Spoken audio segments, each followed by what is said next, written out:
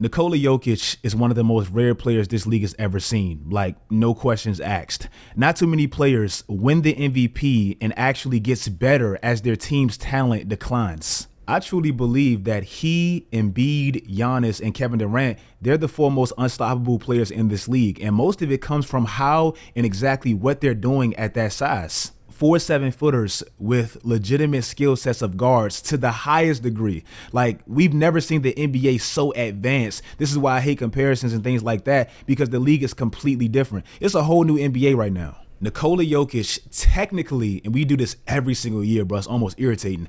He's the most valuable player of the year this season, mainly because he represents that name better than anybody else this year.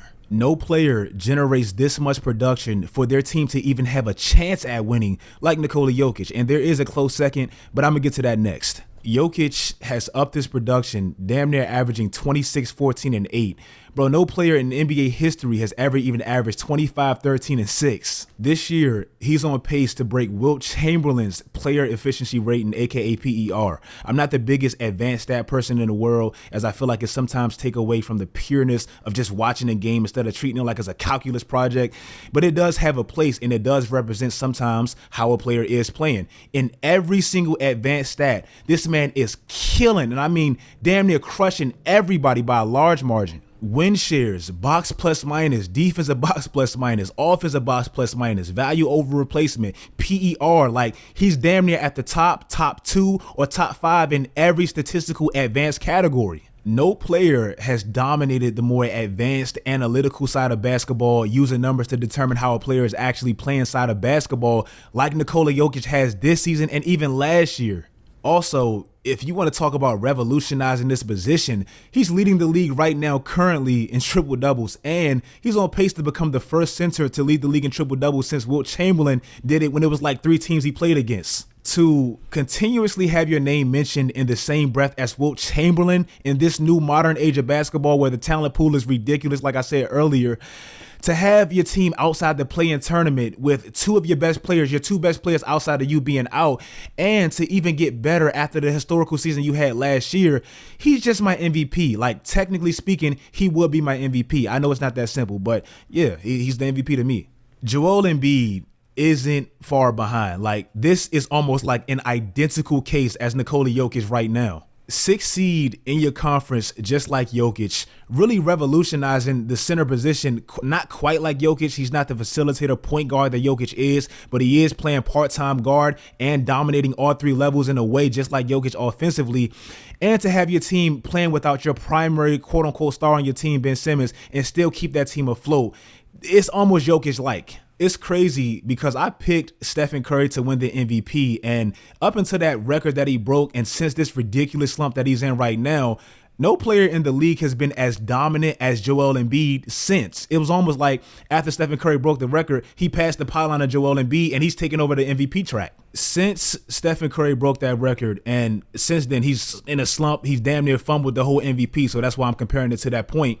But since Stephen Curry broke that 3-point record, Joel Embiid is averaging the most points per game. His efficiencies is dead ass through the roof right now. And his team has won 12 out of their last 16 games, which they needed considering the fact that they were 15 and 14 before that, damn near lingering around 500. Now, I want to take a deeper dive into why that team was lingering around 500, because it literally had nothing to do with Joel Embiid, hence another reason why he has a good chance to me at winning this MVP.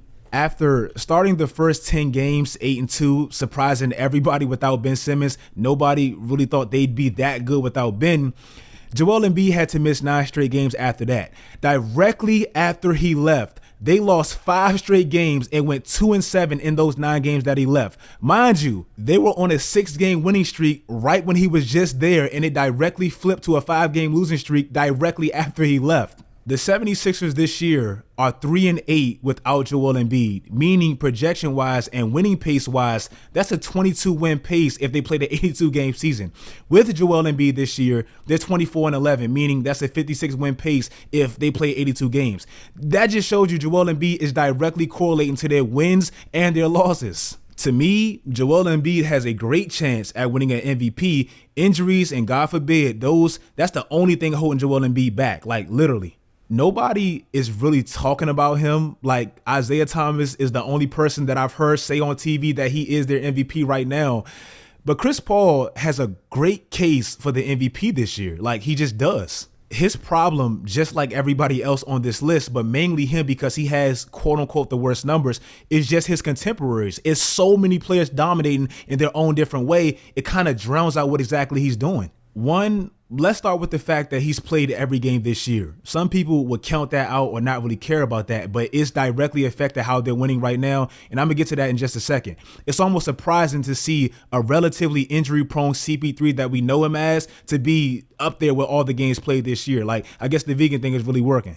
Also, through everything, all the virus stuff, Golden State being hot, getting Clay back, Memphis catching fire, going on these streaks with and without Ja Morant, all this, the Suns still have the best record in the league by 3 games. And I know that gets boring and people don't really care about that, but this is why they play the game.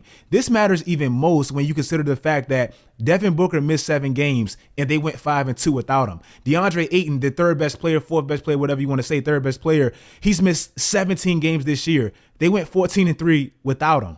It's almost like Kyle Lowry in a way, but even better, where his teammates, they've kind of fallen victim of the protocols, injuries, things like that.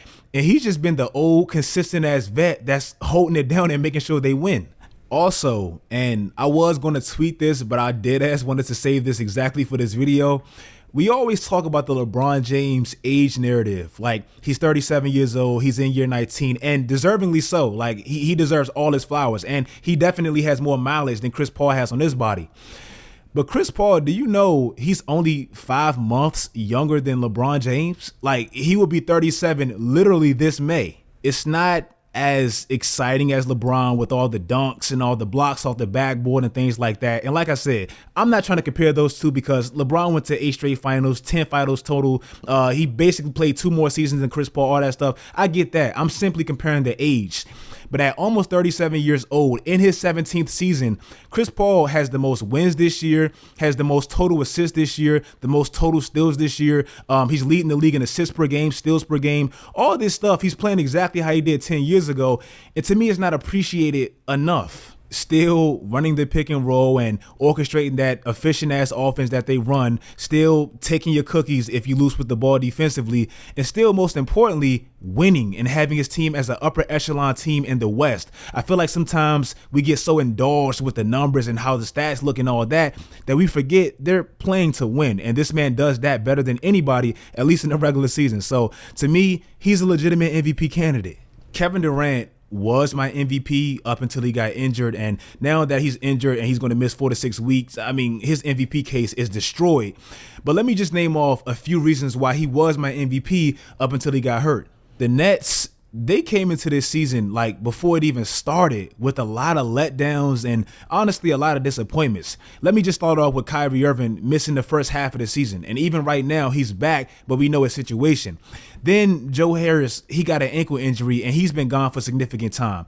Blake Griffin, he's regressed to like one of the worst players on the team. Paul Millsap, a quote-unquote major signing, he should just retire. And James Harden, the player that you depended on the absolute most, especially without Kyrie Irving, he's been a massive disappointment for the majority of the season. Even with all these negative factors that Kevin Durant had to go through, KD still had them at 21-9 prior to James Harden coming back on Christmas and somewhat snapping out of that slump. Kevin Durant's leading the league right now in scoring as we speak. He was 37 minutes per game, the second behind Fred VanVleet before he got injured. And up until he got injured, they were a top 2 seed. So like I said, he was just literally leading that team to everything. And that's why up until that point, he was just my MVP right there. By the NBA standards and by how they take into account the seedings, the production, the record, stuff like that, Giannis will be my MVP. I'm not saying that to diminish exactly what he's doing because it has been amazing. But like I said, by technical definition, it will be Jokic. But by the NBA standards, I'm definitely going Giannis. The Bucks right now, they're 1 game out of the first spot in the East.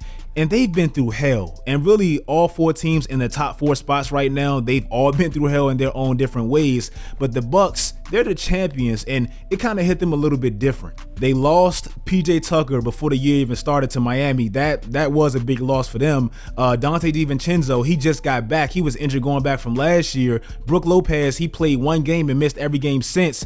Drew Holiday and Chris Middleton, they've played a lot of basketball in just the calendar year of 2021 alone. So they started the season off a little bit in a slump. And Giannis, a player that normally never really misses games, he's even battled his own stuff and he's missed 10 games. Every single one of their starters has missed at least 10 games this year, and we're only 50 games in. That's ridiculous. Despite all of that, and it's almost boring talking about players like Giannis and Jokic because they've been doing it for so damn long, but despite all of that, he's still averaging 29, 11, and 6. He's still leading the league right now in fourth quarter points per game, so the whole thing that he's not a closer, that's slowly dying. If there wasn't such a thing as Nikola Jokic, he would be Nikola Jokic as far as advanced stats, and like I said, his team is one game out of the first spot in the East, so the narrative, the storyline, all of that stuff, it kind of favors Giannis more than anybody right now, and the only thing that could possibly stop him is voter fatigue and the fact that he got 2 out of the last 3.